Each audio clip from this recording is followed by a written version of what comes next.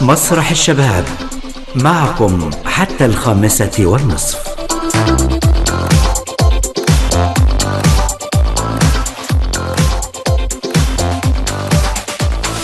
ننتقل الآن إلى المملكة العربية السعودية. يمكن تعودنا في مسرح الشباب أن نتقاسم مع ضيوف كل الدول العربية فرحة النجاح. نقدم من البرنامج تهنئة لضيف البرنامج الكاتب السعودي المعروف فهد رد الحرثي، عضو فرقة مسرح الطائف عراب المسرح السعودي، بمناسبة إصدار مجموعة الأعمال المسرحية الكاملة للفترة من 1990 حتى 2021 عن النادي الأدبي بالطائف، وهو من مراجعة أستاذ عبد العزيز عسيري. وطبعا فرقة مسرح الطائف واكبت مسرح الشباب منذ الحلقة الأولى، حيث كان ضيف الحلقة الأولى من برنامج مسرح الشباب هو الفنان السعودي المعروف سامي زهراني رئيس الفرقة. برنامج مسرح الشباب يقدم في الفقرة التالية فقرة جديدة ستنطلق من اليوم وعلى مدار الحلقات القادمة، وهي بعنوان قصة نجاح. قصة نجاح تحكي عن نجاح إحدى الفرق المسرحية سواء كانت من مصر أو الدول العربية، واليوم ننطلق مع فرقة مسرح الطائف. من المملكة العربية السعودية، قصة نجاح فرقة الطائف. تجربة مسرح الطائف مبادرة ملهمة منذ 30 عاما، فيما كان المشهد المسرحي السعودي يسير في نمطيته المعتادة عبر عروض مسرحية تقدمها جمعية الثقافة والفنون بفروعها المختلفة، وبعض فرق مسرح الشباب والجامعات، وقليل من الفرق الخاصة. جاءت ورشة العمل المسرحي بالطائف كفكرة ملهمة وجديدة حول تأسيس ورشة مسرحية تهتم بتدريب وتأهيل عناصر العرض المسرحي، ويكون نتاج هذا التدريب عروض مسرحية سنوية. أنتجت فرقة مسرح الطائف 49 عرضا مسرحيا موجه للكبار و17 عرضا مسرحيا موجه للطفل.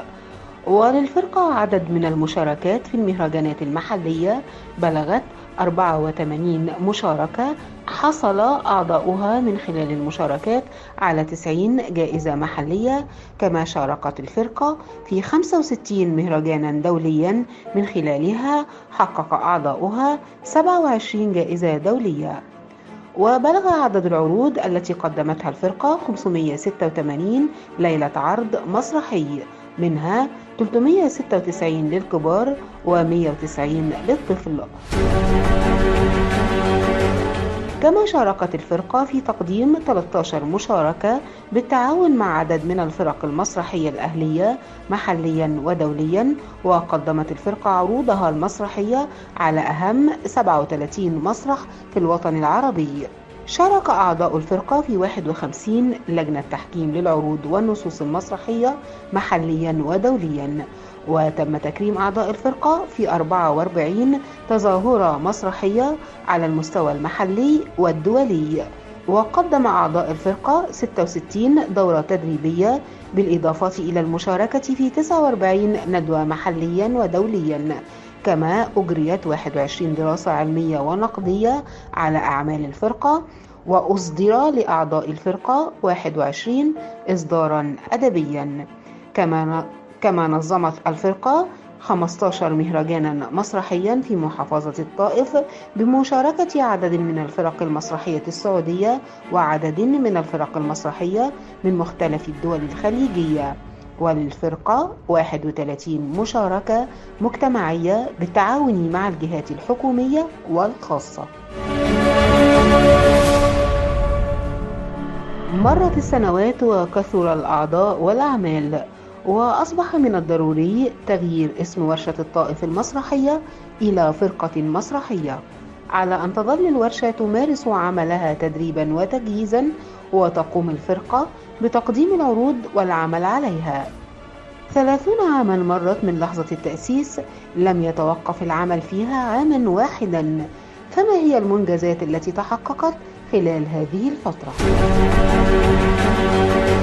بدأ المشروع يجمع الشباب المسرحي، وتتآلف قلوب وعقول المجموعة حول الموضوع، ويظهر الحماس فعلا لتأسيس الورشة بعد نضوج الفكرة تماما.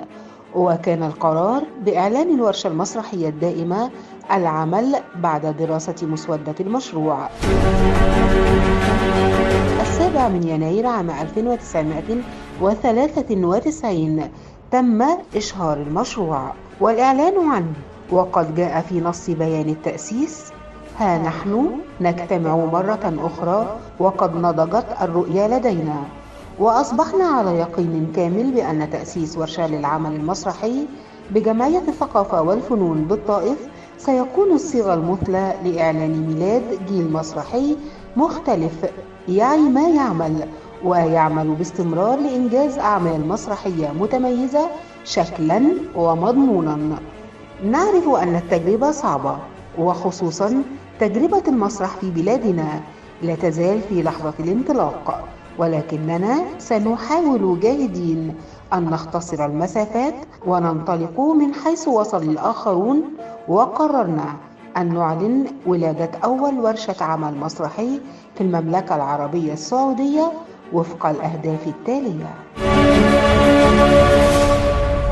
إيجاد جيل مسرحي واعي ومدرك بماهية المسرح كفعل ثقافي اجتماعي، الارتقاء بالحركة المسرحية السعودية والمساهمة في تحقيق طموح هذه الحركة، زيادة ثقافة الأعضاء مسرحيا وتعريف الأعضاء بالمدارس المسرحية وكافة جوانب العمل المسرحي.